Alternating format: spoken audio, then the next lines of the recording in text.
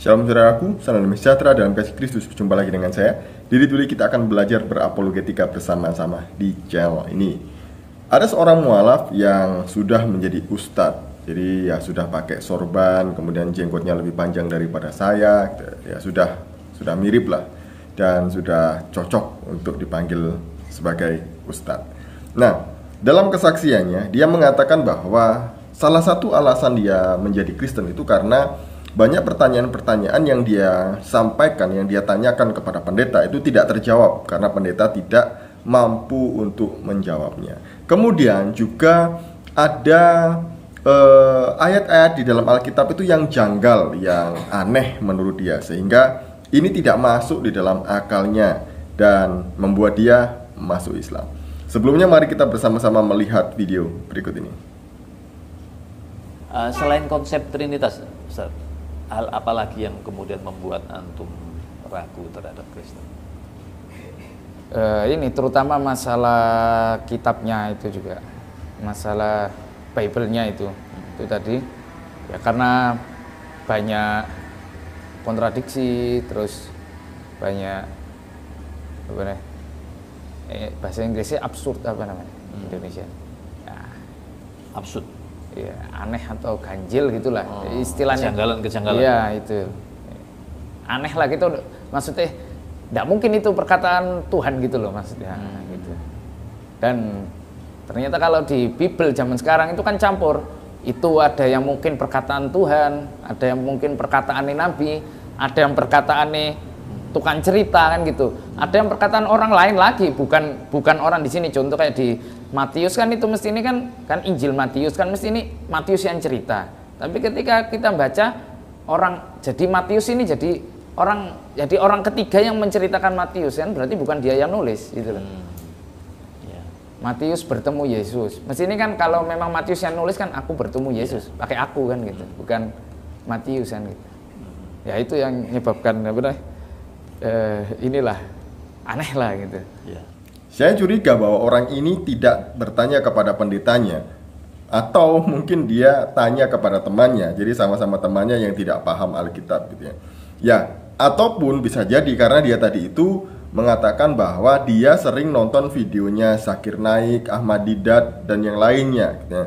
Nah, kebanyakan orang itu datang bertanya, namun dia sudah membawa segudang jawaban gitu ya di dalam otaknya gitu ya.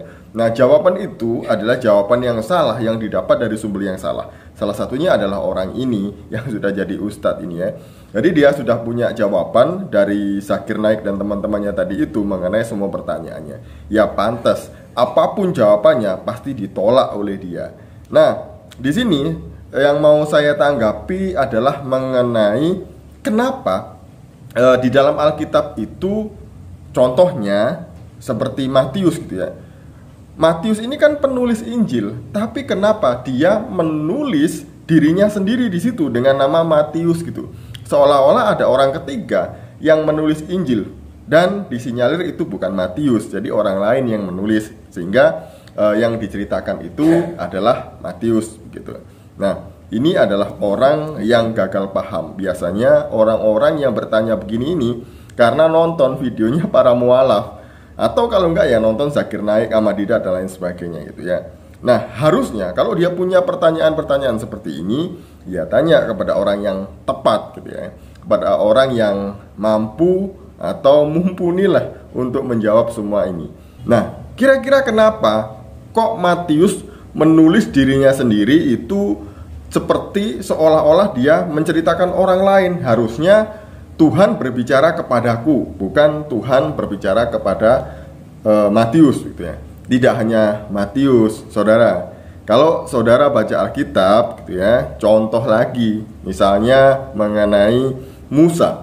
Musa juga menuliskan hal yang sama, menulis mengenai dirinya sendiri gitu ya. Contoh kita akan baca di dalam Keluaran pasal yang ketiga ayat yang pertama gitu ya. Berbunyi demikian, adapun Musa, ia biasa menggembalakan kambing domba Yitro, mertuanya, imam di Midian. Sekali, ketika ia menggiring kambing domba itu ke seberang padang gurun, sampailah ia ke gunung Allah, yakni gunung Horeb. Lalu malaikat Tuhan menampakkan diri kepadanya di dalam nyala api yang keluar dari semak duri.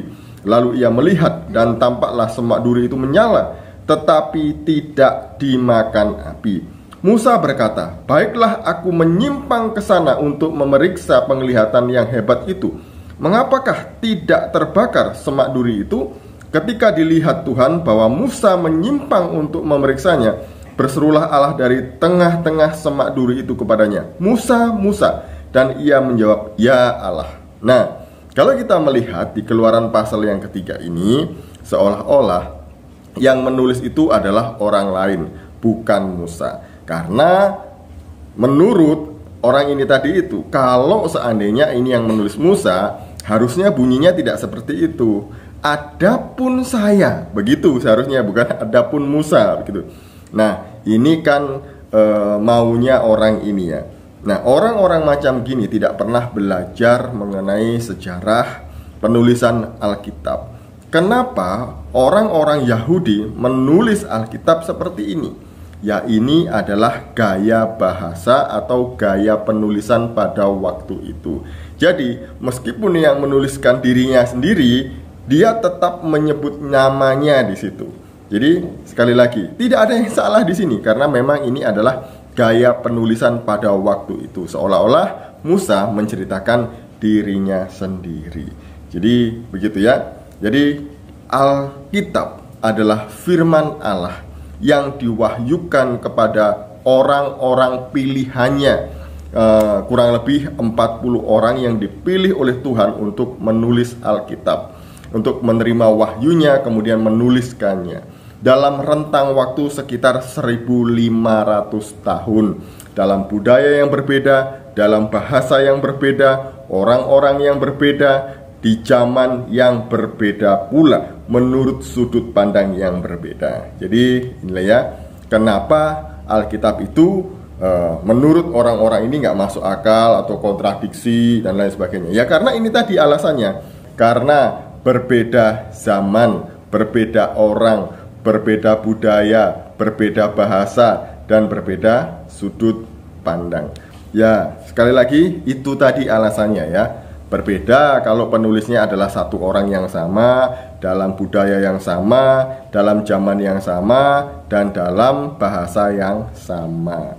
Itu kalau kita melihat bagaimana firman Tuhan ditulis. Jadi nggak ada masalah. Yang mempermasalahkan ya orang-orang yang bermasalah seperti ini.